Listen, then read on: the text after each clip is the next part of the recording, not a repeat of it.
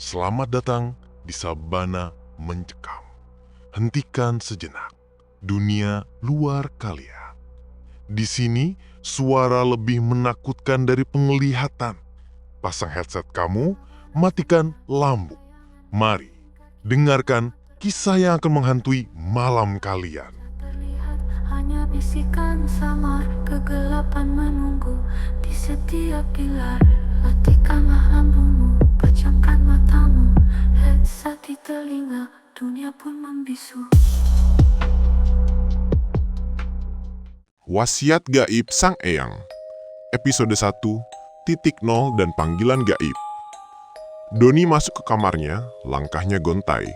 Ia menjatuhkan tas kerja yang isinya sudah kosong ke lantai. Kemejanya kusut, ada noda kopi di ujung lengan. Napasnya berat, sesak. Ia terduduk di kasur yang pernya sudah jebol. Suara deritnya membuat nyalingnya makin ciut. Doni menghela napas panjang, lalu bergumam pelan. Lagi-lagi, kenapa nasibku begini terus? Suara bisik-bisik dari kamar sebelah terdengar. Tentu saja, itu suara tetangga yang sedang bergosip tentangnya. Doni pura-pura tidak dengar, tapi telinganya memerah. Kasian ya si Doni itu, baru 2 bulan kerja sudah dipecat lagi.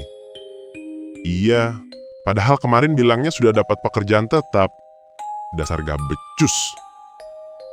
Kata-kata itu bagai belati kecil yang menusuk hatinya. Doni menggigit bibir, menahan emosi. Sudah berapa kali ia merasakan hal ini? Gagal, dipecat, dikhianati, diremehkan. Seolah hidup ini adalah sebuah lelucon pahit yang ditujukan hanya untuknya. Kamar kosan ini terasa seperti kuburan, dingin, pengap, dan penuh dengan bau apek. Doni melirik keluar jendela. Langit di luar tampak sama suramnya dengan hatinya. Sinar matahari tidak pernah sampai ke gang sempit ini. Ia merasa terperangkap, seperti seekor ikan yang kehabisan air. Ia bangkit, berjalan keluar kamar. Tujuannya adalah ujung gang, di mana ada sumur tua yang kabarnya angker. Sumur itu sudah kering, tapi seringkali digunakan sebagai tempat membuang sampah oleh penghuni kos lain. Doni tak peduli. Baginya, sumur itu adalah cerminan hidupnya. Kosong, gelap, dan penuh hal-hal tak berguna. Doni duduk di pinggir sumur, memeluk lututnya. Ia menatap ke dasar sumur yang tak terlihat. Benaknya berputar, mengingat kembali semua kegagalan. Uang sewa kos sudah menunggak. Hutang-hutang mulai menumpuk. Tak ada satupun teman yang bisa ia hubungi. Mata Doni terasa berat. Angin malam yang dingin membelai wajahnya. Ia tak tahu kenapa, tapi ia merasa sangat lelah. Ia menyandarkan punggungnya ke dinding sumur yang lembab. Lalu perlahan-lahan, ia terlelap.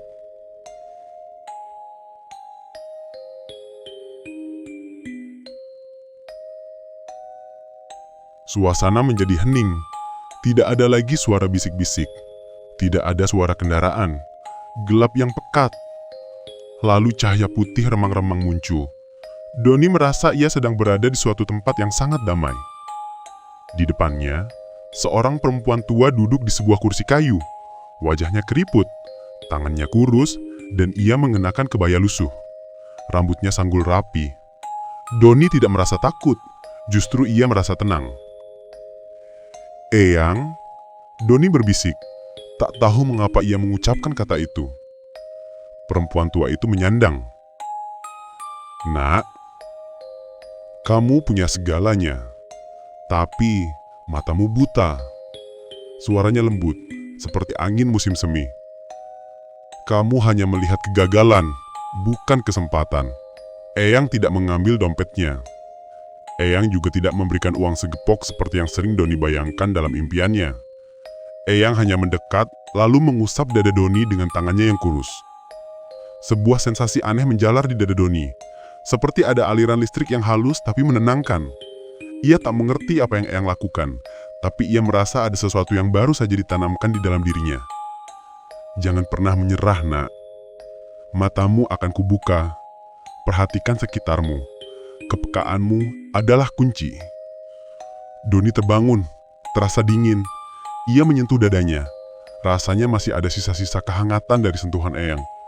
Ia menoleh ke sekeliling. Gang sempit masih gelap. Sumur tua masih ada di sana. Apakah itu semua hanya mimpi? Doni mengerjapkan mata. Ia menghela napas, bingung. Kepalanya pusing. Tiba-tiba pandangannya tertuju pada sesuatu. Di ujung gang, di antara tumpukan sampah ada motor tua yang teronggok. Sudah berkarat, berdebu, dan sepertinya sudah lama ditinggalkan. Namun entah kenapa, Doni merasa motor itu memanggilnya. Perasaan itu aneh, sangat aneh. Doni beranjak, melangkah mendekati motor tua itu. Ada dorongan kuat yang tidak bisa ia jelaskan. Seolah ada sebuah intuisi yang berbisik, "Perbaiki motor ini."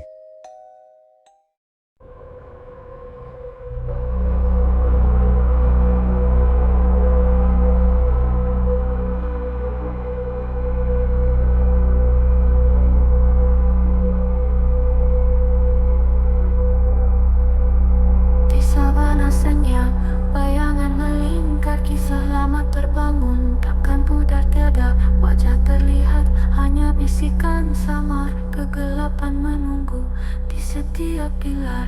Matikanlah lampumu, pejamkan matamu, headset di telinga, dunia pun membisu.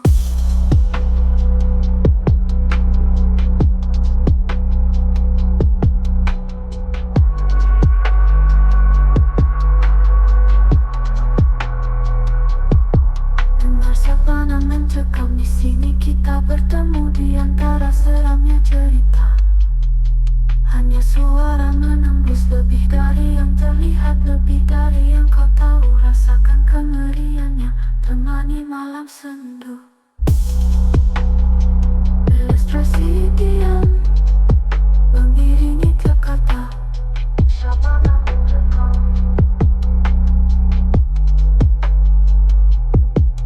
Dan jangan pernah lupa, suara ini menghantui.